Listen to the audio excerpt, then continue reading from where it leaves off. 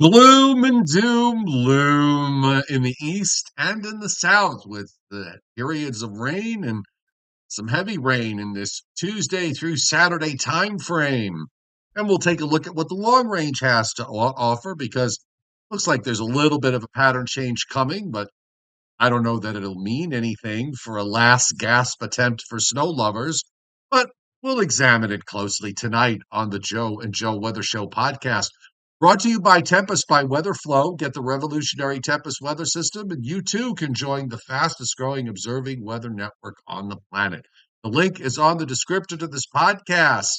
And if you do purchase anything from the Tempest website, uh, be it the Tempest weather station or anything else, because they have a lovely assortment of gadgets and gizmos and smart weather fashion. Use the coupon code WINTER2324. And if you do, you will get 10% off, Joe. I'm talking to the missus here. She wants to know if I took the dog out. No, I didn't take the dog out. This is not really a laughing matter. The dog is not feeling well. So the poor little thing. he's, Uh, he must have eaten something. He's got a case of the runs. uh, So rice and boiled chicken. and nothing. Yeah, that's exactly what we've been giving him, right? Rice. Right, rice, pumpkin, Yes, pumpkin works. and Very good. list. Yes, and all the joy of having a dog and being awakened at 2:30 in the morning because he has to go out. You know, Mine doesn't do that. I- He has a bladder the size of a hefty bag. He goes he goes out for the last time around 7 o'clock, and he doesn't go out again until he's ready, which is usually around 7:30. I don't understand. I don't understand what's wrong with our dog, though. I mean, like he was perfect. There was no problem. Last Thursday we had pepperoni pizza, and I gave him all the pepperonis on my No, pizza. you didn't. And Don't ever make since up then, for stories. whatever reason, he's been, No. Yeah. Oh, Well, anyway. Thank you, James H., for hitting the chat board. The if you've got indigestion, stomach upset, diarrhea. I asked that question. Can you give your dog Yeah, kaopectate? you can get. I know you can give him Pepto. Oh, okay. It works.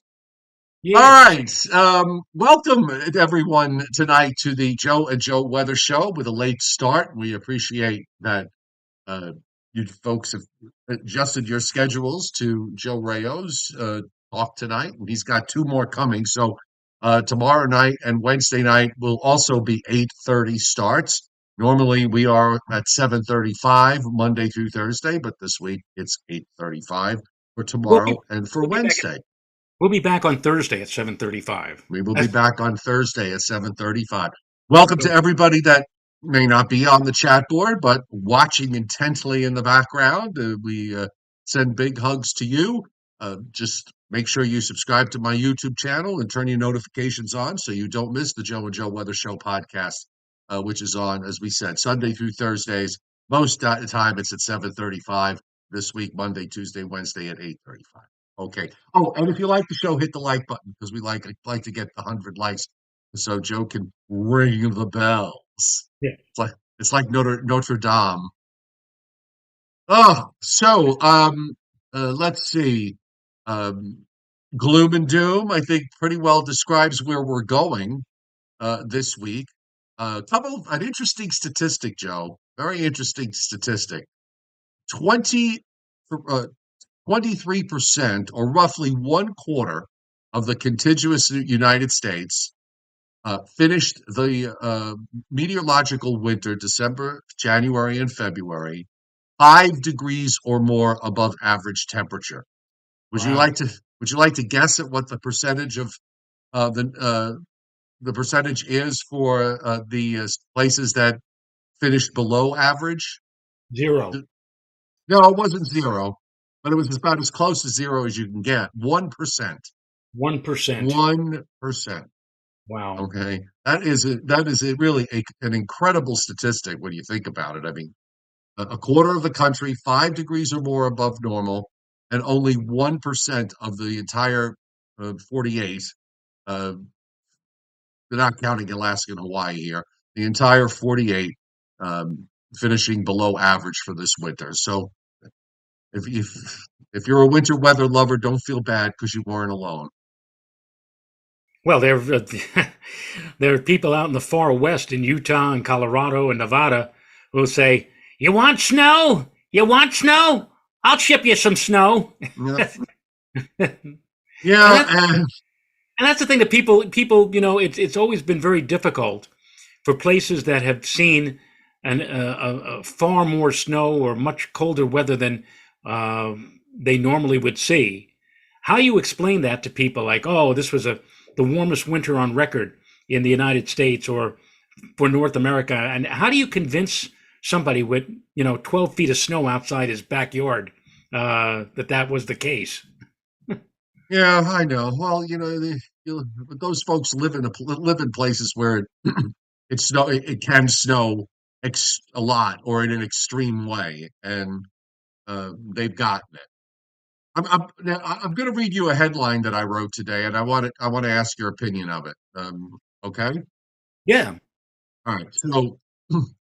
Uh, so I have a for those of you who don't know, I have a website, meteorologistjoechaffee.com, and every morning I post there, and aside from my other places where I post, but one place where I post is on a news app, and the headline reads, "Build an ark in the eastern U.S. and deep south, heavy rain and days of gloom and doom weather."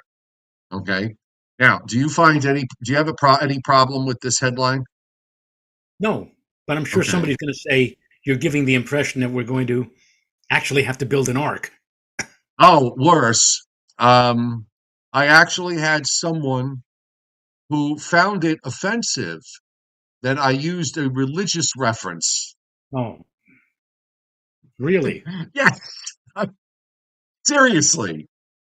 Build an ark apparently is a problem for some people. And of course, the gloom and doom thing, which is so totally misunderstood, is no matter how many times I explain it, I've been using that phrase for years, and mostly in the spring months where you can get like 4, 5, or 6 days in a row where there's no sun, it's a low overcast, it rains, or if it doesn't rain, it's light rain and drizzle, and it just absolutely looks miserable and it feels miserable. Apparently, this is a problem too. So I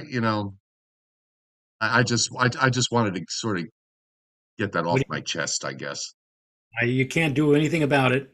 No. There are people who are set in their ways, and that Everybody is touchy. yes. So I just wrote back, if I just wrote back, if you were offended by this, too bad, so sad, get a helmet. Really. I no longer I don't coddle to people. I haven't for quite a while. I do not coddle to people with that sort of nonsense. If you're offended by anything I post, I don't care. Okay. I do not care. I don't care. I don't care. I will steal your underwear. All right. Anyway, so as we said, it's a gloom and doom pattern. Uh, three three storm systems. This one that's coming up the coast tonight it has.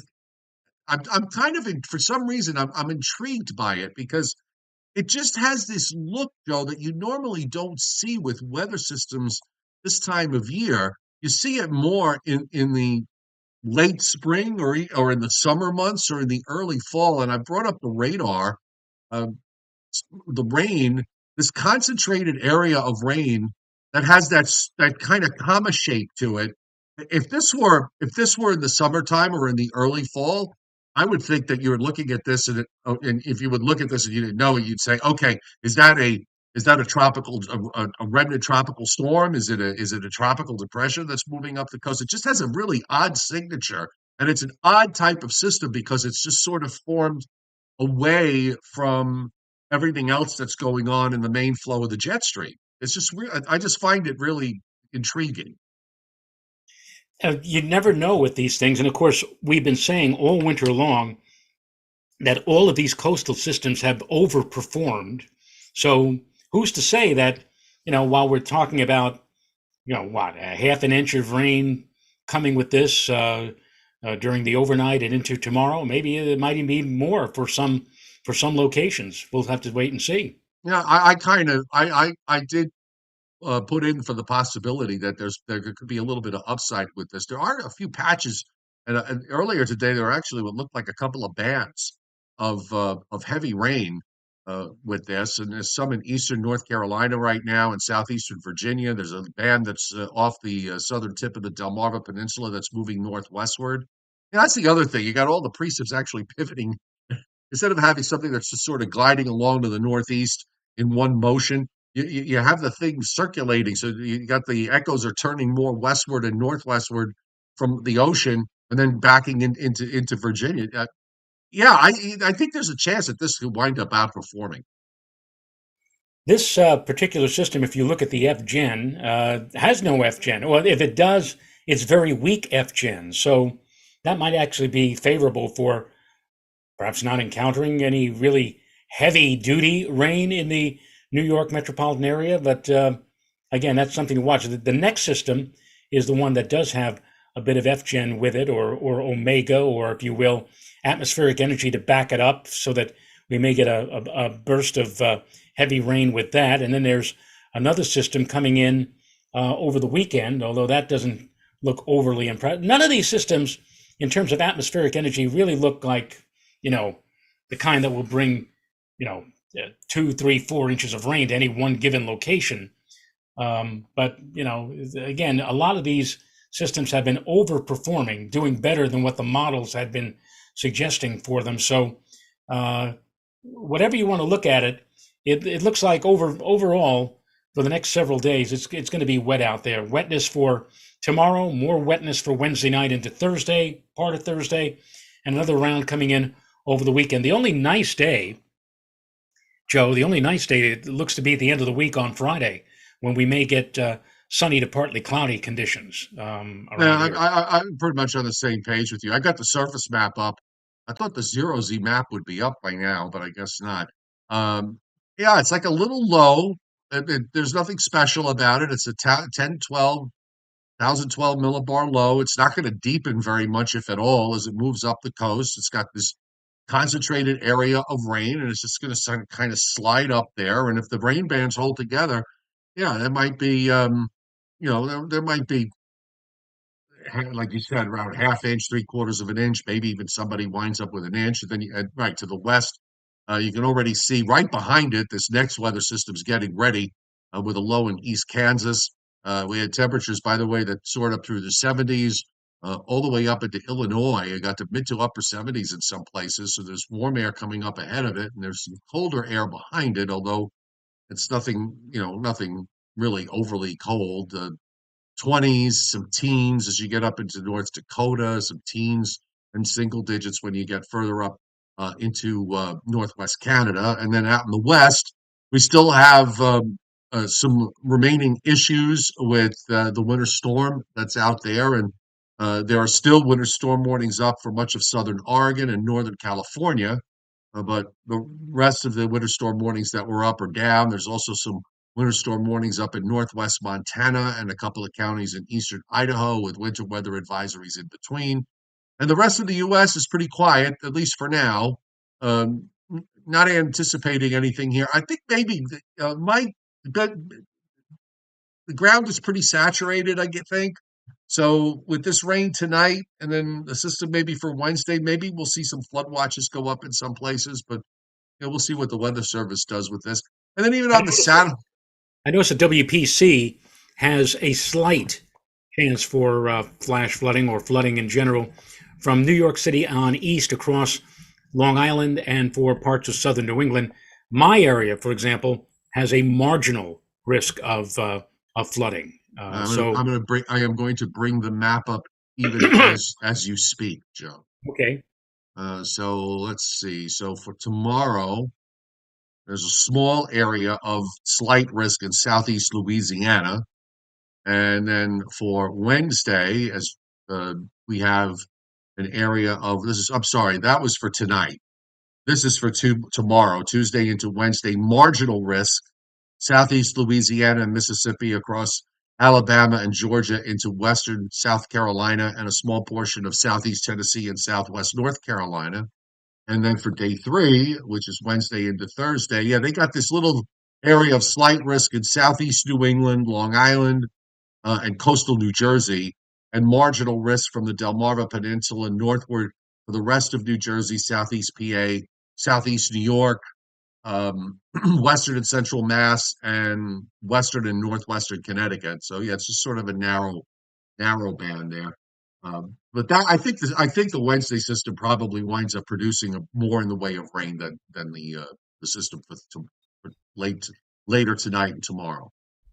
Oh yeah, no question. And I think that, and yeah, as I said, that system, the one coming for Wednesday, Thursday, actually has maybe not a decent amount, but certainly a more notable area of FGen or omega with it. So it actually does have, along with moisture, it does have a bit of energy to back it up. So of the 2 days of rain that we're looking at tonight, tomorrow, and again for later Wednesday into Thursday, the one for Wednesday, Thursday looked to be more potent and of a greater concern as opposed to the one that we'll be looking at for late tonight and tomorrow.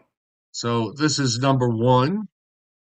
Uh, this here, you have a cold front that's coming east across the Great Lakes, and you've got this subtropical moisture that came out of the Pacific and now in the Gulf of Mexico and moving through the central Gulf states. So that is both of those systems we combined to system number two.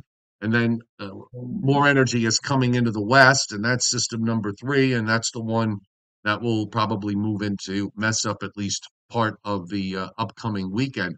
The radar, as we showed you what's going on in the Carolinas, we can go down into the Gulf states, and we have a northwest, southeast oriented area of some rain and some heavy downpours, and even a thunderstorm or two in the mix. I see a couple of flash flood warnings there, and in south central Louisiana. A little bit of light rain down in South Texas, and then out in the west, you still got some snow there in southern Oregon, parts of northern California, rain along the coast, rain along the coast of Washington, some snow in parts of the mountains of Idaho and into Montana, and some patchy snow coming out of northern Colorado, northeast of Denver, moving into western parts of Nebraska. WPC in their rainfall, the liquid precip forecast, melted precip, um, generally 2.5 to an area of 3 inches plus from Long Island northeastward. I guess this is why part of the reason why WPC did what they did with the risk for flash flooding. You see how the rainfall they have it outlined, and bigger rains of 5 inches or more in eastern Alabama and much of the northern half of Georgia, including me. So that'll get my perennials going. And we've got inch and a half plus rains up through Missouri and Illinois, 3/4 of an inch to an inch and a half throughout the Great Lakes of the Ohio Valley and even into southeastern Canada. Looks like an area of an inch and a half in that zone, not too far from where Toronto sits in Canada. And in the west, kind of calmed down a little bit. We still have heavy rain being indicated for the coastal areas from Northern California up to Washington State of several inches or more, even a small area of 5 to 10 in southeast Oregon and points southward. But the precip inland is less. Some pockets of a half to 3/4 of an inch in the northern Rockies and also in parts of the central Rockies. And that's where your snow is. Uh, this is the probability of at least two. And this takes us through Thursday night. So it's a bit front end loaded over Oregon, Idaho, and Wyoming, and in parts of the Sierra Nevadas. Also, 50% or higher in a small area in northern Minnesota and northeastern North Dakota, and low probability in eastern Maine, 20 to 30% probability for at least two. On the long range, with the Saturday system, and that's one that might still has a shot maybe of producing a little bit of snow up in New England. So this is WPC's long range. They have a 10 to 30% chance from the Catskills northward for at least three, and a 30 to 50% chance in the Adirondacks. Also in western and central Massachusetts, Vermont, New Hampshire, and Maine. This is for Saturday into Sunday, and then Sunday into Monday, they have a very high probability of at least three in the Adirondacks, in Vermont, central and northern New Hampshire, and a 70 to 90, I'm sorry, a 50 to 70% chance in the blue in the northern half of Maine, and also up in New Brunswick, and then back over to the St. Lawrence River. So, yippee! Northern New England is going to see snow in March. Yeah. That's just and that's just amazing. Hmm. Say what It's you will about how warm as a whole the United States is and how lack of any snow, everybody below normal, but well, whatever it is, they always seem to pull out a fair amount of snow up in northern sections of Maine, Caribou and Presque Isle, and it looks like they may be in the picture for that this upcoming weekend.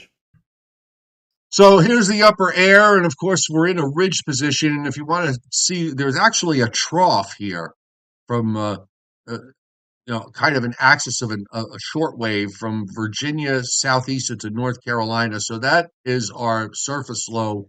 That's the short wave with that surface low that's moving up, and of course you continue to see this, this jet into the western part of the United States and into western Canada. With the upper flow and the northern jet is so far north. I mean, that's where all the cold air is, and that's where most of it's going to stay. And that short wave just sort of lifts up in the flow, really doesn't amplify very much as it goes by. And then you've got another short wave here on Wednesday, from Kentucky down into Georgia, and then you've got this long west-southwest flow that comes out of an upper low off of California and goes straight northeastward through the lower lakes and on up the St. Lawrence Valley. I mean, this is just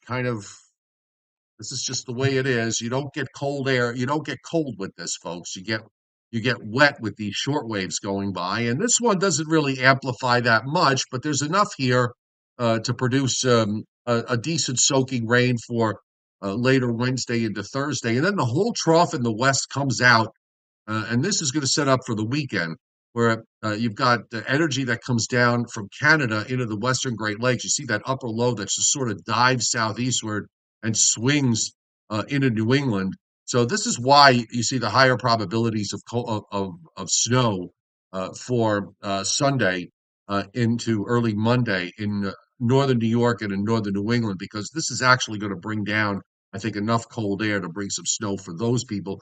But remember, folks, this is where the models back days and days ago, they were taking this upper low uh, way to the south and bringing snows down to the northern mid-Atlantic, and we knew from experience this winter that that was not going to happen.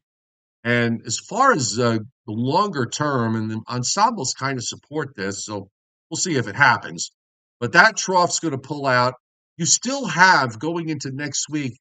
You look at this Alaskan trough. It just doesn't go away. It's insane, Joe. It's as soon as one pulls out, it goes away for 5 minutes and then it comes right back. But there is a let's call it a chillier flow next week that sets up with this Sunday system going out, at least to start. Then we get into a ridge position. And then finally, the West kind of breaks down. But you know what? I'll wait, because we've seen this before. And then somehow the Alaskan trough finds a way to get back in there. But we do have a colder look here by the time we get to mid-month. The problem is that it's the middle of March. And the other problem is, Joe, I mean, I don't know that the cold air in Canada now with the lengthening days, it's unless you have a deep vortex in Hudson Bay, or moving down into the northern Great Lakes or into southeastern Canada, unless you have a strong polar vortex there, this air is it's going to be colder, but it's not going to be anything to write home about. No, it's not. Modest. That would be the best way I could describe it. Modest by normal standards, although what's been normal lately, and compared to what we have seen through this entire winter, yeah, pretty good shot of cold air. But I mean, like, if you're looking for, again, snow, this late in the season, well, everything, as you say, Joe, you have to get the perfect storm to get everything You have to have everything set up perfectly. And right now, I mean, all this shows is a chillier pattern for the last map today is at the 20th of March. And by the way, I also find this so interesting. And I was looking at the ensembles, I was looking at the operationals of the models, and it's like la- lately the way the surface systems are moving this week and into next week, every run has been almost the same. There's been very little variation. Going out 96 hours and beyond, you usually see some variation, especially if you get beyond 144 or 168. You see really big variations. Nope. It's when they have lows going to the west, it's always they're spot on. When they're coming up the East Coast with cold air, it's a whole different story. So here's that first low, and you see, again, get this area of rain that goes by. We'll watch the radars to see how that holds together. And then the front approaches from the lakes, and you've got this system in Georgia with the southern shortwave that lifts up with a low that kind of rides off the coast of Virginia. Actually, it takes a track on this run, which if there were cold air, you'd probably be talking snow, but there's no cold air. It's all bottled up north of the St. Lawrence River and, maybe in the northern Maine, and then out it goes. So, we probably could wind up with an inch of rain out of this, maybe an inch and a half. And then that goes by. And then, as you said, Friday probably is the one day this week where it'll be reasonable, although the flow might be onshore-ish, which is going to hold temperatures down. And here comes the system for Saturday, which runs a primary to Chicago, and that goes up to the northern lakes, and then eventually you get some kind of redevelopment in the Gulf of Maine, which brings snow up there, and then we get a chillier shot of air into the start of next week, which gives way to the high going out, and then another cold front with rain at the end of next week. And then, the models are trying to pin up with energy. Who knows if this is real with some kind of deep low that develops and moves up the Appalachian Mountains and up into eastern Canada toward the end of the forecast period. Oh, there's a little snow, Joe. Look, it's got even some snow with some green in it in southern Indiana and Ohio that moves on out. And this is way out at 366 hours. So write that down, folks. Yeah. It's just amazing. It's just Yeah. utterly amazing. Oh, Gary Crosby, thank you for hitting Super Chat tonight and banging the tip jar. Most appreciated. So, I mean, there's not really much else to talk about here. I mean, we've pretty well covered it all as far as what's going on. I don't know if you've got some. How'd your talk go, by the way? It went over very well. I did get one, you know, maybe we It's always somebody. should ask Bill Goodman this question. Actually, the talk actually was for a group down in Florida. A friend of mine who is down there, he said, "Would you give a talk for it's the Bird and Nature group?"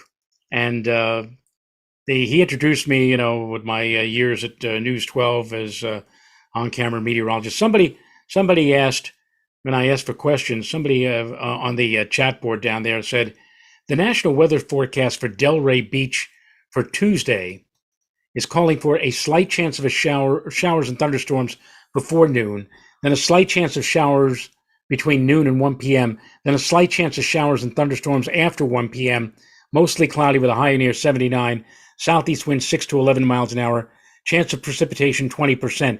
And then he says, why can't they just say slight chance of showers and thunderstorms all day and be done with it?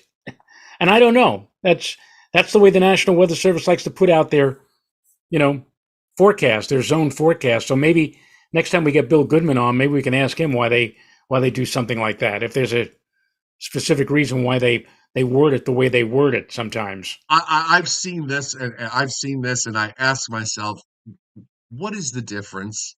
Rain likely uh, between 9 a.m. and 11 a.m., then rain from 11 a.m. to 5 p.m. Right. Okay, so what's the difference between rain likely and then just putting rain? I don't get. I mean, doesn't that to me that sounds like you're saying it's going to rain all day, Yes. Well, that's what he's saying. That right? he said. Why can't they just say a Why can't chance? they just say rain all day? Yeah, exactly. I know it's their digital forecast, and I guess that's how it writes it, and they did, and they push a button. I mean, I'm Yes. just guessing here. All right, Thriller Jeopardy. If you're ready, you know what tonight's category is? Um, I don't know. Frankenstein movies. I don't. we No, we had Alfred Hitchcock last night. no, it's the Flintstones. Flintstones. Meet the The Flintstones. Flintstones. They're the modern Stone Age family. All right. Anyway, so being that you're a big Flintstone fan, and the chat board here can, of course, play along. What character played? What character in the Flintstones played Fezziwig? What character played Fezziwig? Yes, You mean they had actually a Christmas Carol version of the Flintstones? I guess they did. I don't even remember that. If that happened, it must have been after they stopped being on the ABC network. It could be. I don't know, but apparently they did a Christmas Carol episode, and one of the characters played Fezziwig. Well, like I'm guessing that Mr. Slate played Scrooge, and who Um, and maybe was it Barney? Well, no, Barney didn't have anything to do with Mr. Slate, so that wouldn't make any sense. I Not don't know. necessarily. It's whoever's. I'm thinking somebody had a dream, so the person having the dream, um, the person having the dream would be, one of the primary characters, and somebody else has to play the other one. I do know that in one Christmas, a special Christmas episode, we learned the first name of Mr. Slate. Mr. Which Slate's Mr. Slate's first name was Nate. Nate Slate? Oh, Nate brother. Slate. A Flintstones Christmas Carol is a 1994 American animated made-for-television film featuring characters from the Flintstones franchise, based on the 1843 novella A Christmas Carol by Charles Dickens, produced by Hanna-Barbera. It features the voices of Henry Corden, Gene Vanderpill, and Frank Weicker. It first aired it first aired on November 21st, 1994 in syndication. I don't have any remembrance of that. I may have Uh, stopped watching the Flintstones regularly after 1990, after like 1980 something or other. the Bedrock Community Players is mounting a Christmas carol, and all of the town citizens and others are planning to attend to be involved in the production. Barney Rubble is playing Bob Cratchit, and Betty as Mrs. Cratchit, and his son Bam Bam is Tiny Tim. Mr. Slate is Jacob Marley. Oh, really? Wilma Flintstone is serving as the stage manager, while her daughter Pebbles plays Martha Craggett. Even Dino has a role playing the Craggett's family pet. Now, It is, before we move forward, Bam Bam and Pebbles, were they still babies or were they grown up? I think they're more grown up here. Yeah, okay. Um, and judging from the picture, let me see. Pebbles plays landed the leading role of Fred, who landed the leading role of Ebenezer Scrooge. Unfortunately, he has let the role go to his head, thinking himself a star and spending all of his time rehearsing his lines rather than focusing on his job or his family. On Christmas Eve, in his rush to get to work and get to work and complete Christmas shopping, Fred forgets he must take Pebbles to cave care. Also, I guess not. I guess she's still small. And Yeah. later, to pick her up from Cave care. Cave Care. When Fred when Fred arrives at the theater, he discovers a furious Wilma who breaks down in tears as she tells Fred about his mistake. Blah blah blah. Fred Lewis. Um, What you should have anyway, what you should have said. Pins and needles, needles and needles pins. and pins. It's a happy woman that grins. So actually, it was Barney also played Fezziwig apparently. So that's what Oh, that's what it comes down to. In what episode did Wilma wear shoes? didn't they all? No, they didn't wear shoes. I don't know. Why? I mean, this is not just trivia. We should call this obscurity. Now, this is somebody who really knows the Flintstones, Joe. The episode that he played, that Wilma wore shoes, was the episode with the swimming pool. The swimming pool? Oh, you mean one of the really early episodes? Yeah, when One where they Fred put ends it up, as yep, Fred ends up being thrown in jail, I think, at the end. And it's his what? birthday. Yeah, it was the fourth episode. Michael McGuire says, "Wow, that's What's the good." matter with What's the matter with The Flintstone? Flintstone, he's He's all right. What was the population of Bedrock? Oh, This I know you know. 2,500. 2,500 is correct. The Yeah. population of Bedrock. What county is Bedrock in? Oh God, Boulder County. I No, just that's a good guess. That's actually a very good guess. But it's not it's not Rockland it's County. what's that? Rockland County. No, good guess. Um, they used to use them for roads. Used to use them for roads. Yeah. If I tell you this, you're gonna get it. First Avenue Oh, in Manhattan, cobble, Cobblestone, cobblestones. Yeah. Cobblestone County. What planet is Gazoo from? Oh, oh. Couldn't you have used the question who voiced Kazoo? That would have been an easy one. That was Harvey Korman, right? Harvey Korman. Yeah. Yeah. What planet? Christopedia says orc. Yeah.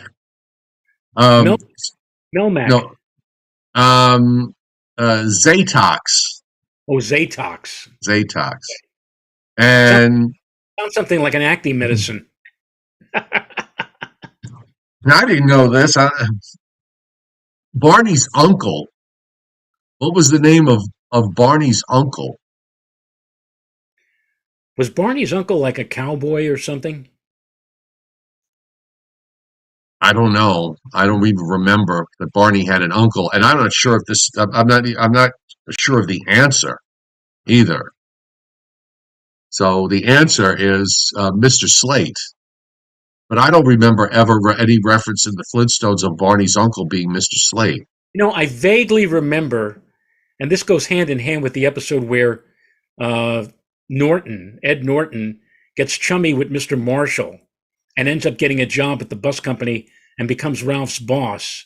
And Right. I think it had something to do with the fact that Barney got chummy with Mr. Slade and somehow or other came up in the conversation that he was Mr. Slade's nephew. Well, Yeah. Brandon Grablishaw said Mr. Nate Slate when I asked as to the answer. So there must have been something. There must have been an episode where there must have been a reference of Barney's uncle being Mr. Slate. I just don't remember it. Who was the guy on News 12 Long Island who used to do like a 2-minute commentary a la Andy Rooney? You remember that? Oh, And he actually claimed to have helped in creating the Flintstones. I sort of remember the commentary, but I can't put the face to it. Yeah, I can't put the name to the face. but it was News 12's attempt to find somebody who matched or was similar to Andy Rooney. Patricia Olson said 10 minutes to Monahan.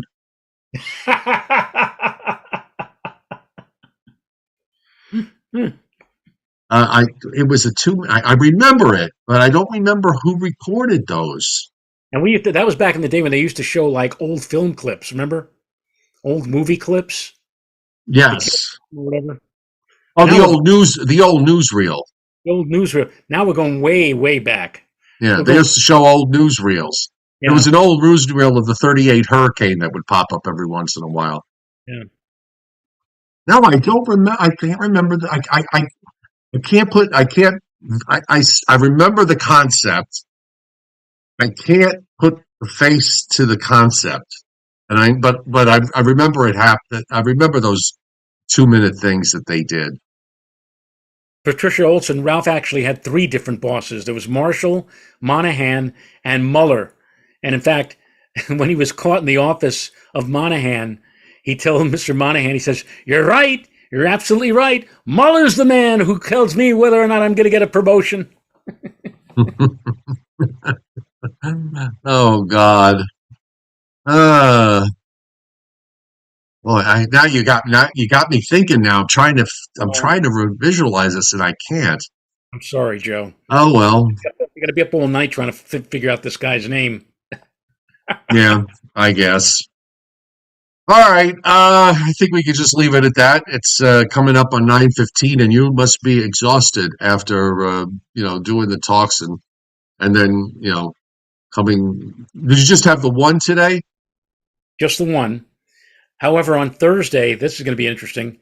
Thursday, I have two talks. One at 8 o'clock in the morning, and Oh, the other one is at 2 o'clock in the afternoon. Both for the same school district, Clinton, New York, which is like right on the edge of the total eclipse track. The morning talk will be for the kids like fifth grade and up, and then the 2 o'clock is going to be for the kiddies. So that's going to be a fun. And I was just alerted today to the fact that they don't use Zoom, and I've never heard of that. In fact, we're going to have a test on Wednesday because I've never heard of this before. What are they going to use? Microsoft Teams. Google Meet. Oh, Does Google any Meet. Yeah, Have you ever I used that, Joe? Or I've never used it. I know I've heard of it, but I've never used it. There's Google? Microsoft Teams. There's Google Meet. You know, I don't understand why people just arbitrarily just don't use Zoom. I remember people were using Skype for a long time. Now, hardly anybody I know uses Skype. So, yeah. Well, there's always competition with these things. yeah. All right. Trying to think if there's anything else I have to bring up. No, there's nothing else. Oh, let's remind everybody about next Monday. Monday, we're going to have a celebrity in our midst. Well, I don't know. I would call him a celebrity, Joe. Well, he's You been know, around. He's been around for 38 years. I mean, he may become a celebrity after he appears on the Joe and Joe Weather Show podcast. You know, And that will be none other than Nick Gregory. yes, Nick Gregory from Fox 5 in New York. He worked there when it was WNEW before it was Fox 5, right? You want to know what Nick? I'll bring this up with him on Monday. One of the highlights of his career at Channel 5, one of the highlights of Nick Gregory's career is when Soupy Sales came back to Channel 5. I think he did a show with the late Stuart Klein and others who used to be on during the day for the kids, Sandy Becker and Uncle Fred Scott or whatever. And he's wandering through the halls, Soupy Sales was, and Nick Gregory was coming from the other direction. And all of a sudden, Soupy, who saw Nick Gregory, said, "Oh my God, my favorite weatherman, it's Nick Gregory." And Nick said later on that he couldn't believe it, that he was recognized by the one and only Well, Soupy. I had a similar experience when I worked in New Orleans.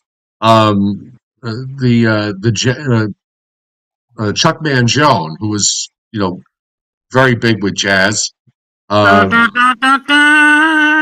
I was at I was at the airport uh, getting ready to fly out. I think to Florida. I don't remember where I was going, but I was at the airport and just was just waiting. And he came up to me and said, "You're Joe Chaffee." I said, "I know, and you're Chuck Mangione." Yeah, that's cool when that happened. I mean, that was the one time for me where someone did that. That was One pretty cool. Awesome. 102 likes. And we want to thank Jim Page and Gary Crosby for hitting Super Chat tonight. Right. That, by the way, that's not the comedian Gary Crosby. That's just regular Gary Crosby. That's on there. Not Right. not the son of Bing Crosby. Or not the son of Bing Crosby. No. Anyway, the Joe and Joe Weather Show brought to you by Tempest by Weatherflow. Get the revolutionary Tempest weather system and join the fastest growing observing weather network on the planet. Tempest is an affiliate of the Joe and Joe Weather Show podcast. If you make a purchase of anything on their website, use the coupon code WINTER2324. Because if you do, you will get 10% off. 10% off. I had a mouthful of cocktail vegetable juice. So, which you can see right here. Just want to believe me here. Wow, you could have had a V8. Yes, I'm having one right now. All right. All right, folks, have a great night, and we'll see you tomorrow. Night. 8:30 again.